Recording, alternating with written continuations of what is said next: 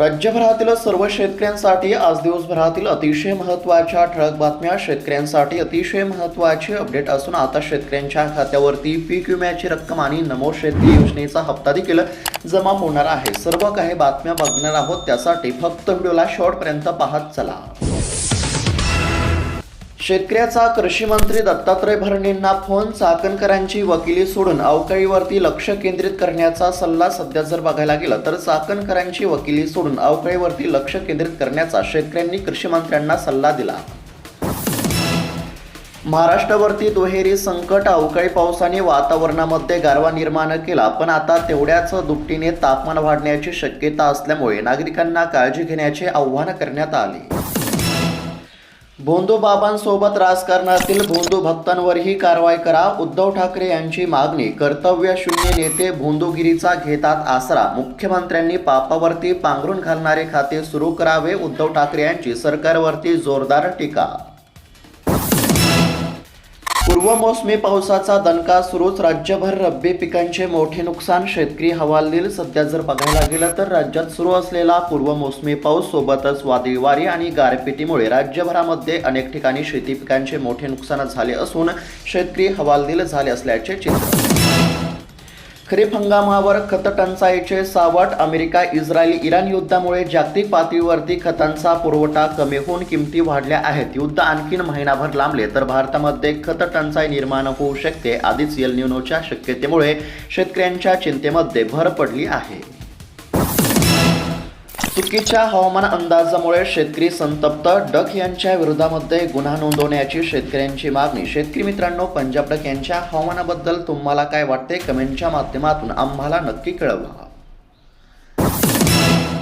शेतकरी मित्रांनो, तुमचा पीक विमा मंजूर आहे का? महाराष्ट्र शासनाने नुकताच खरीप 2024 रब्बी 2024-25चा पीक विमा वितरित करण्याचा निर्णय घेतला असून आता राज्यातील अनेक शेतकऱ्यांना दिलासा मिळणार आहे.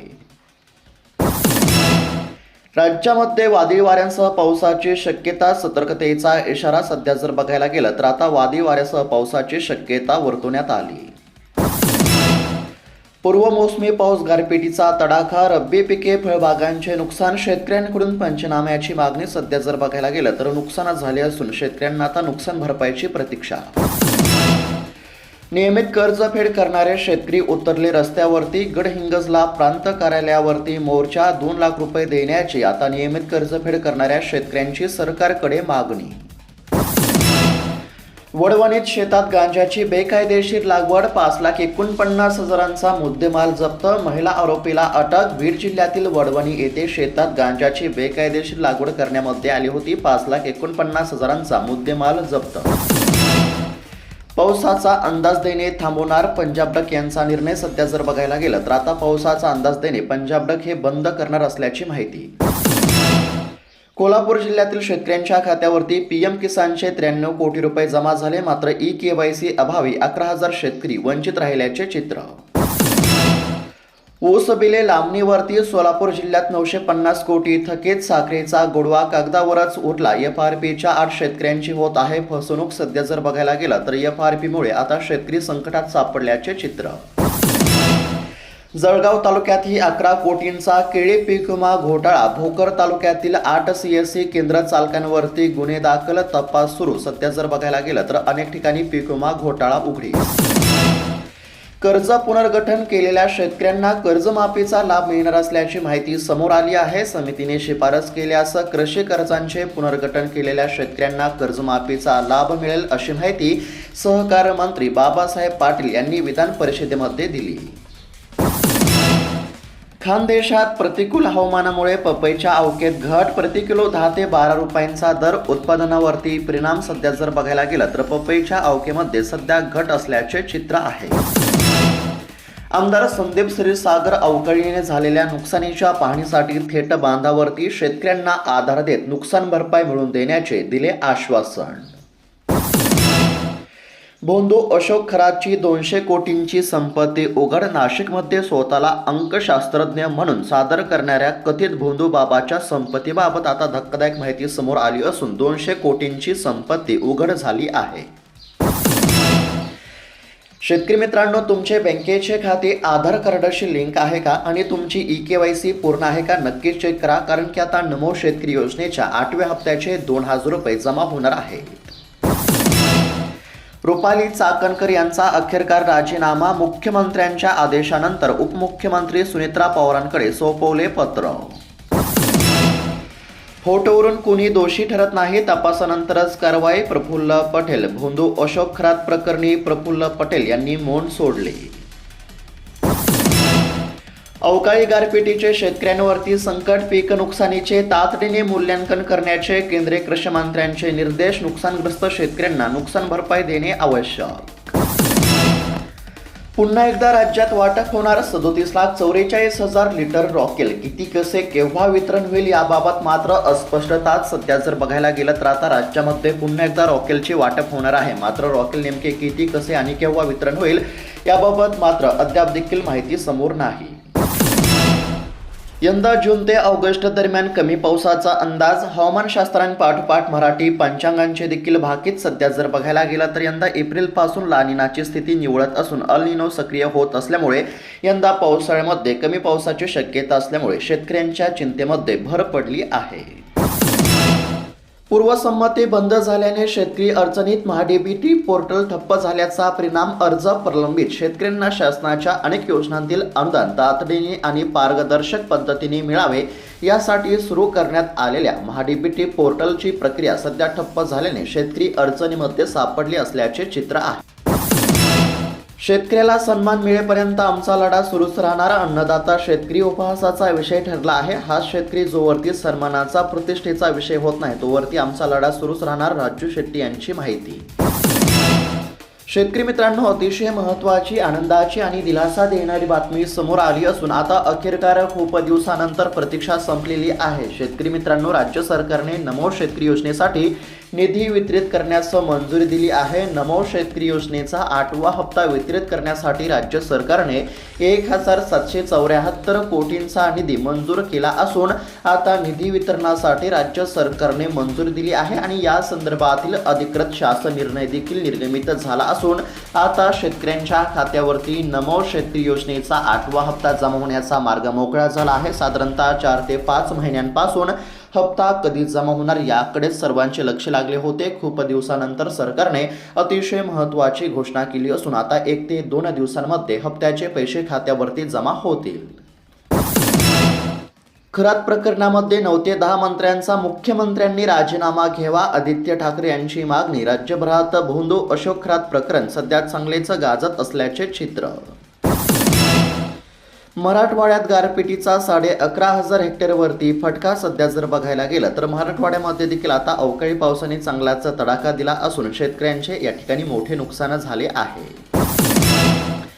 अनेक शेतकऱ्यांना असं वाटतं की आता नमो शेतकरी योजनेचे 2 हप्ते म्हणजेच की 4,000 रुपये जमा होतील. मात्र शेतकरी मित्रांनो, सध्याची स्थिती बघता फक्त नमो शेतकरी योजनेच्या 8व्या हप्त्याचे 2,000 रुपये आता तुमच्या खात्यावरती जमा होतील.